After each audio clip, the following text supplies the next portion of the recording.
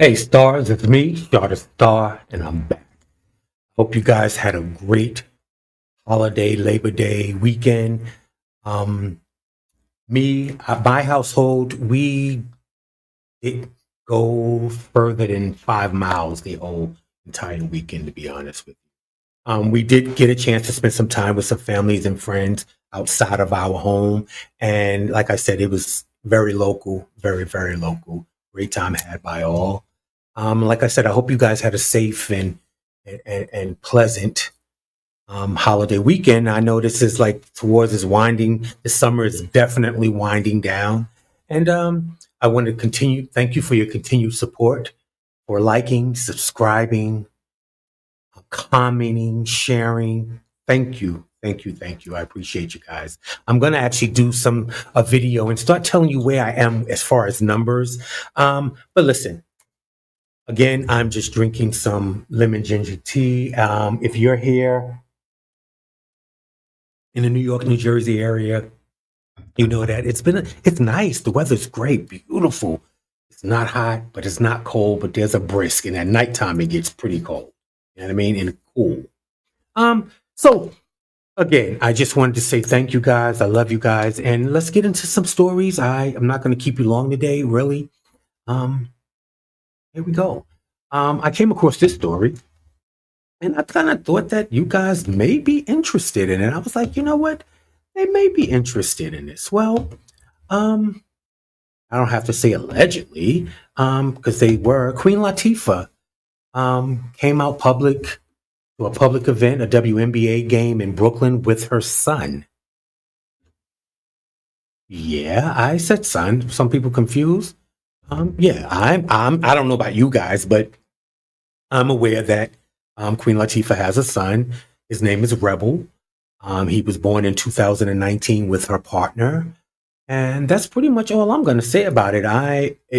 Here's Rebel, and if you ask me, real talk, he looks like her twin. Like amazing. I'm really happy to see her out. I'd like to see them out as a family. Um, Look, really, I'm just happy to see Queen living her life, doing what she want to do when she want to do it and how she wants to do it. Nothing more, nothing less. Um, do y'all guys watch Housewives of Potomac or any of the Housewife franchises? I'm not quite sure. Well, if you do, you'll be happy to hear that the Grand Dame, Karen Huger from the Housewives of Potomac, was released from prison this morning. As most of us know, and if you don't, I'm going to tell you. Karen Huger, who's 62 years old, here in this, you see her here. She's the self-proclaimed Grand Dame of Potomac, Maryland, which is right outside of Washington. And this is the Potomac Housewives franchise. And let me fill you in if you're not familiar, just so that you'll know, so you can follow along. This is Karen Huger. She's 62 years old, and she was found guilty of a DUI back in December of 2024, right? After she wrecked her Maserati in a high-speed crash. And most of us that's familiar, we saw the police body cam of the accident and her being questioned by the police at the scene, and her husband Ray, who's older than her. Poor Ray, he really tried to take up for his wife and protect his wife, but as you saw, I don't have to say allegedly, she was tore up from the floor up. Okay, Karen was saucy. Okay, they could have called her Saucy Santana at that time. But anyway, Ray tried to help her as to the point where when the police was asking her questions, he would try to answer for him, and you know that's not how it works at a crash investigation. You know, they want to talk to who was in the car, and there were rumors that there was someone else in the car, meaning a man. Okay, but oh, what was it? Blue eyes, gray eyes. Um, anyway, Karen has been released. Karen, like I said, she was sentenced to 2 years and with 1 year suspended. And here we see she went in 6 months ago and she's out now in 6 months. And they said that the Bravo cameras were there. So I'm sure we will see this live and, well, not live, but we will see it not so long. I'm sure they're filming now. And again, congratulations to Karen Huger for being home. I hope she got some help for her problem. And I say problem, and I don't really have to say allegedly because it wasn't her first DUI, from what I was told, allegedly. But nevertheless, I hope she's received the help that she needed. And I'm sure we will see it. From what I understand, she can't drive for a year.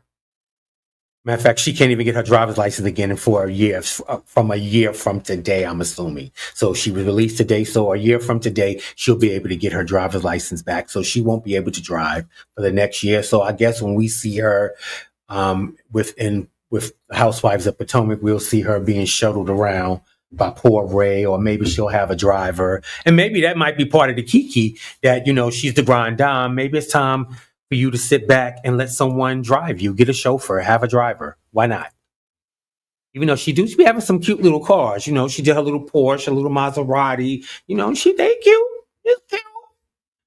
Um, as most of you know, yesterday, which was Monday, which was Labor Day, um, I'm sure a lot of you guys are aware that, in Brooklyn, in New York, in Brooklyn, celebrate the West Indian Day Parade and the Labor Day Parade. And he had a report that six people were pow-powed and one slashed in the New York violence after the West Indian Day Parade ended on Monday evening. And I was listening to a few reports, and I'm from Brooklyn, born and bred, but I have to say, let me get this off. I have never attended one of these parades. The West Indian Day Parade, I have, first of all, I didn't leave Brooklyn until I was in my 30s. Okay. So I just never went. I just always saw, when I was really young, I was religious family church. So I wasn't allowed to go. And then when I was of age to go, you would just see how Brooklyn was taken over by people from all over the world. This was a huge parade. And unlike other parades, most parades held in New York is held in Manhattan on Fifth Avenue, or of the sorts, where it's a controlled area. And I'm not saying the parade in Brooklyn isn't in a controlled area. It is, but you have to understand also, people attending the parade on Fifth Avenue don't live on Fifth Avenue. People attending the parade in Brooklyn, the parade may be right outside your door. You're on Eastern Parkway, Crown Heights, next to Bedford Stuyvesant, and just all over. So you have people, and where this parade is, people live a block away, 2 blocks away, 5 blocks away. That's an area, that's a neighborhood. And so, therefore, at the end of the parade on Fifth Avenue, for an example, a Fifth Avenue parade in New York, once it's over, they open up the streets, and everyone disperses and go home and go wherever they're going. They don't stay. There's no lingering around Fifth Avenue and all of this, that, and the third. You go where you're going because, again, more than likely you don't live there. Well, in Brooklyn, when the parade is over and people don't they don't leave, because some people might have to go a block or two. So we're all, just like when the parade is over, people are still there because you have people outside of their homes everywhere, everywhere. And allegedly, what they were reporting was that a lot of these pow pows and the slashings are done by gangs. And I'm just going to tell you, okay, say this way, say with this particular parade, and this is just hypothetically, I'm just speaking on how the news put it out and to make it make sense. And I'm not saying that these are the gang leaders. I'm just stating you have people from Jamaica. They have their Jamaica bandanas on, right? They're representing the country they're from. You have people from Trinidad and Tobago doing the same thing, from Guyana doing the same thing, and on and on and on, right? And people are getting together in this one big melting pot and enjoying and celebrating being West Indian and the West Indian Day Parade, right?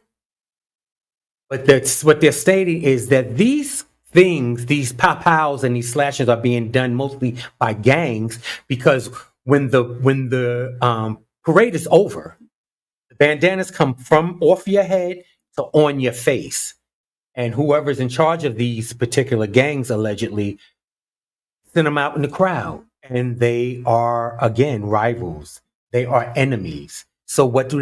They've used that time together to get together, however that is. Listen, I just want to let you know that that's what it is. And I have never attended. I've always made sure, even when I was of age and I was in relationships and dating, I always made sure I was on vacation this particular week. It just was that way. I was never in town for this particular week. So I never had ever felt the need as an adult to go to that parade or any parade. I don't majorly like crowds.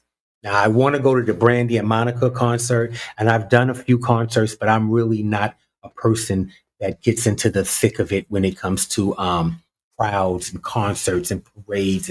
And I, I, I, that's just not who I am.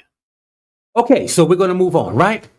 So, okay, this next story, right now, real talk. I'm not being funny or anything. I am just look. I said that if you're going to be a subscriber for my channel, you will not be able to say about certain things. Oh, I didn't know anything about that. I didn't hear anything about that. Well, now you're hearing about that.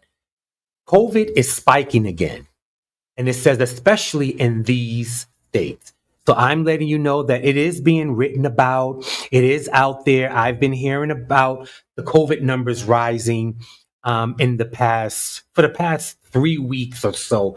I've been hearing little things about it. And then I have people that work in the medical field in my family and friends. And, you hear things.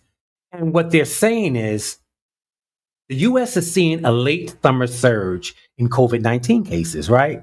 And this is from tracking from the Center for Disease Control and Prevention. Now, to talk about the Center for Disease Control and Prevention, let's be real about it. We know that it's being ran by Robert F. Kennedy Jr., who, might I remind you, is not a doctor, is not a nurse. Hell, he ain't even a candy stripe. I don't even know if he's ever even worked in a hospital, in a medical, anything. And remember, his family, the Kennedys, begged the Senate to not put him in this position because this man has weird ideas about things. And this is his own family that was saying this. And they're stating that, we all know that he's the one, raspy voice, and who, I don't have to say allegedly, has been addicted to drugs and has had a drug problem. I don't have to really say allegedly, but allegedly. And he talks like this because his voice is going from whatever it was. It's just a complete mess, right? And this man is the one that stated out. He believes that African Americans and Caucasians should have two different vaccinations for COVID or whatever. He just thinks that, and it was nice for him to say that he thinks that African American people, something about our makeup, and that it was all nice and dandy, but it just didn't make any sense, and knock it off, because no matter what our skin color, we are human beings. And for you to think that we would need two different vaccines is ridiculous. And for the president to put this man in this position to run this group where in this department that remember I reported, he fired the 20 doctors that they have that gets together and talk about what vaccines we may need and different things and surges and disease control and preventions and none of that. So again, to go back, be careful out there. Be intentional about your crowds and the people you're around. I'm not trying to scare you, but be aware. Continue to wash your hands. Like I said, I haven't been wearing a mask or anything, but I have noticed for the past 3 weeks or so, when I go to the supermarket, there are people that are wearing masks, but I've noticed that it was mainly the elderly. And I understand that, but I keep I keep mask in my car. Then I keep one in my crossbody. And if I don't have a crossbody, I have one in my pocket, where I said that if I'm in a situation of being in a pharmacy or supermarket or wherever, and it seems to get crowded, I will put my mask on. And I want you guys to know, so be safe out there. Now, I'm going to bring up a picture, right? And then I want you to tell me, well, we can talk about who he was and what role he played. And I want to let you know something about that maybe you did not know. Okay, so let's look at the picture. Now, most of us would know or understand, and for those who don't know, this was Earl Hyman. He played Grandpa Huxtable on the Cosby Show. He played Heathcliff's Huxtable, which is Bill Cosby. He played his father, right? And what I didn't know was he was a Tony Award winning actor. He was a thespian. He was born in 1943 and he passed in 2017. So he was born 1943 and passed away 2017. But what I found out was that he was in a same sex relationship, living together, being together for 50 years. And I know that that had to be some time to be born back in the 40s, early 40s. And for you to be in a relationship with one person, live together for 50 years, the things that you have seen. Um, yeah, I thought that was interesting. He was born George Earl Plummer, and he somehow changed his name to Earl Hyman. Again, he's a Tony Award winning actor. Um, his partner was named Rolf Simmerens. He was a Norwegian seaman. And at some times they lived in Norway. When they said that when the Cosby Show ended, he moved to Norway with his lover, with his partner, and the partner passed away, I believe, in 2004, and he passed away at his home in Inglewood, New Jersey, in 2017. I just thought it was some information I didn't hear. I didn't know that. When I heard it, I wasn't surprised. But you never judge a book by its cover. So, yeah, okay. I thought that was interesting. And what else? I just think that ooh, that back up. Yes. Okay, I'll do that. Um, I think I have one more story. Okay, I do have. I usually give you these stories, right? About the I really usually tell you these stories about planes and things happening. And this is kind of a sad one. A dad, um, let me pull it up. I don't know. I think I'll just tell you the story. It's not a big deal. It's just a dad passes away mid-flight while returning home from a trip from Bolivia celebrating his wife's birthday. His name was Andreas Castro. He was 39 years old. He passed away. He had a massive heart attack. He suffered a massive heart attack on a flight from Bolivia to the back to the United States, where they reside.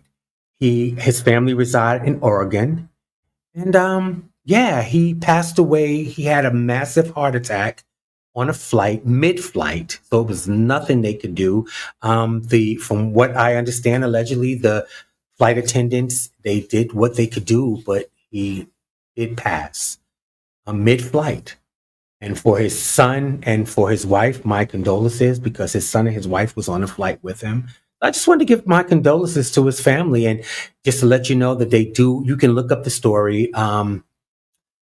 You can just put in dad who passed away mid-flight. And again, if you needed more information, the flight was from Bolivia to the United States. His name was Andre Castro, 39. The family is having a problem getting, because they had to stop somewhere. So I don't know where they stopped in between. So now they're trying to get his body back to Oregon, where they're from. Yeah. Listen, I love you guys. Again, completely, I am so blessed and happy with the response I've gotten with my channel. As you see, I'm almost 5,000. That's my goal, is to get 5,000 subscribers right now. That's what I'm pushing for. I remember when I had 100. I remember I stayed at 200 for a month. Well, maybe that was an exaggeration. I stayed at 200 for a long time. It just didn't seem to move. And now I'm close to 5,000. And I just want to thank you guys for your support and your direction and your help and your laughter. And just to let you guys know, I'm doing so much better. Maybe I'm a little early telling you this, but I am, as of last Friday, my eyesight I'm like 90% back as far as being able to see without any glasses, right? But again, I wear glasses, and all the glasses you see me wear has my medicine in them. And for the past month, with my numbers going up and down and getting control, none of my eyewear, I couldn't wear them. They would give me a headache. They would make, because my eyes were changing because of the fluctuations of my numbers. So I was wearing readers for the past month. You saw me with a pair of glasses. Those weren't even those were readers. I went to Walgreens and bought me some little $30 readers. And no, readers don't have to cost you $30. But baby, them things they try to sell you for $10 and maybe $20. Them things look crazy. So of course I had to go up a notch to the third. The third, he got me a little cute pair, bam, bam, bam, and these were my readers, and they worked. But right now, I can announce to you that my eyesight seems to, as my numbers are leveling off. I'm doing great. As you see, the weight is leveling off too. I was a little slim, slim, slim. So I'm working. I'm walking every day. I'm doing what I can every day, and I love you guys. And again, be intentional and check on your strong friends and your strong family members. Love you guys. See you soon.